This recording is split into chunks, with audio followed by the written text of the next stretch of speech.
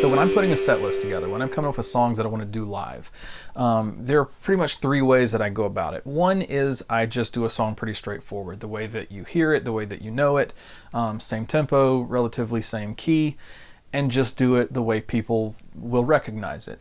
Another thing that I try to do is adapt it a little bit, slow it down maybe, give it a different feel, bring a little bit more of myself to it, maybe change it so that it works better in my register. Or third, I will try to completely reimagine the song. I'll rearrange it, I'll readapt it. Examples of that would be like Danger Zone that I do, or if you look at the recording, the Stealing Songs EP that I just put out, Fields of Gold by Sting is an example of that. I do that more in the style of Mumford & Sons, and that's not something that people have ever heard that song performed in that way before. The song that you're going to hear right now is an example of the second kind. I didn't really reimagine it, but I also didn't do it straightforward the way that you would remember it or recognize it on the record. It's a song by Phil Collins. And Phil Collins is a guy who, there are a few different artists or groups that will immediately take me back to when I was a kid and just put me back in that space. And he is definitely one of them, because there was not a time that I can remember growing up that he didn't have a big hit song on the radio, whether he was with Genesis or whether he was doing something solo like In the Air Tonight or Sussudio or something like that. So there are a handful that I think still have that magic where I can put on a song or an album and literally be transported that second right back to that time, and he does that for me. I also try to look for songs that people might not necessarily hear all the time. I definitely do ones that they do. I definitely do perform songs that people hear constantly, because that keeps people interested, it keeps them singing along, and it keeps them kind of involved in the show. But if you hit people with something that they remember but they haven't thought of in a while, I mean, you see the faces of people as they kind of recognize what it is and they come alive and they, lock into you with the interest in that song. And the one that I picked by Phil Collins to do more recently, and I've started doing it, and I really love how it's turning out, is Both Sides of the Story. It was a hit that he had in the early 90s.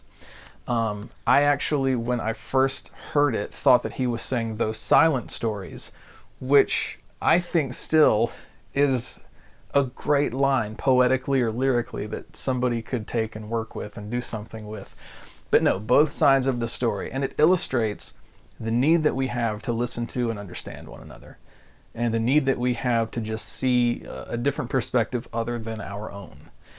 And that's a timeless message. It's something that never hurts to think about or keep in mind, but especially, and you could say this of any time, but I think especially right now, we just need to keep it in mind. As a constantly divided people, as a people who are seeing a lot of different uprisings and unrest and concern among different groups of people who sometimes don't find it easy to find that common ground or to understand one another or see each other's perspective.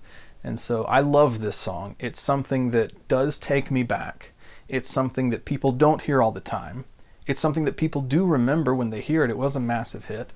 And I do kind of manipulate it a little bit. It's not straightforward, but I also don't reimagine it or rearrange it or readapt it. I hope that you'll enjoy it. This comes from a performance I did on April 10th at a place called the Crafty Toolbox in Meriden, Connecticut. I really love this song, and I hope that you'll enjoy my version of it.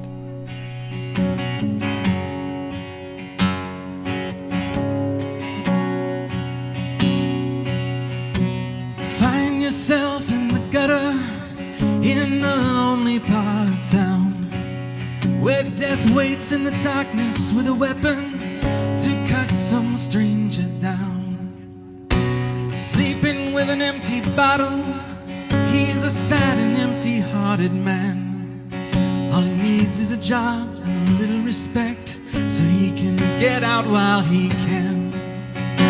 We always need to hear both sides of the story.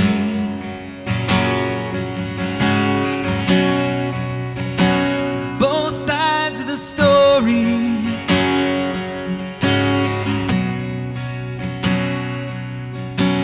Neighborhood peace is shattered It's the middle of the night. Young faces hide in the shadows while they watch their mother and father fight.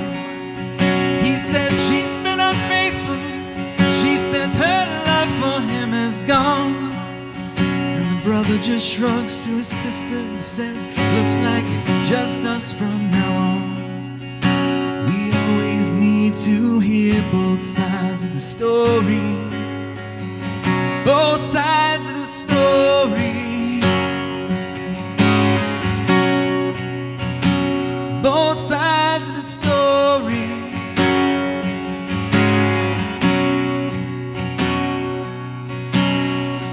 And the lights are all on, the world is watching now. People looking for truth, we must not fail them now, be sure. Before we close our eyes, don't walk away from here until you hear both sides.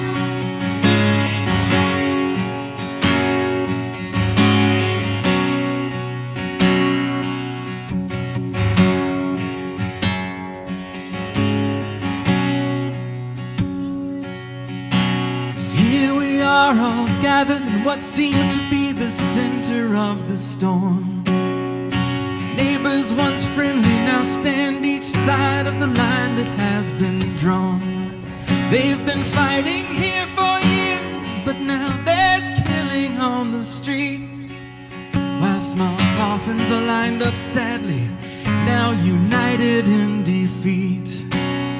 We always need to hear both sides of the story.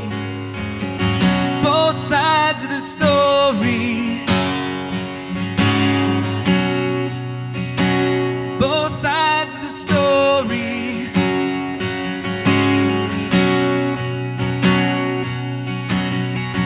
And the lights are all on, the world is watching now. People looking for truth, we must not fail now, be sure.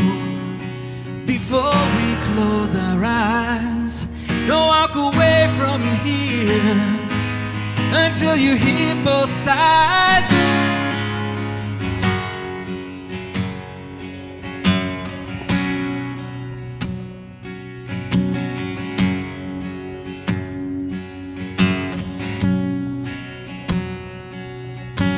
White man turns a corner, finds himself within a different world.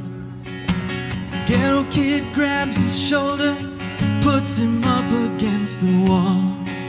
He says, would you respect me if I didn't have this gun? 'Cause without it, I don't get it, and that's why I carry one. We always need to hear both sides of the story. Both sides of the story. Both sides of the story. Both sides of the story.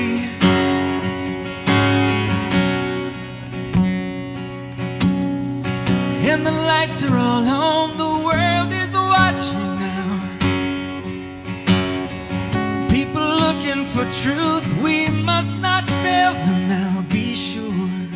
Before you close your eyes, don't walk away from here until you hear both sides.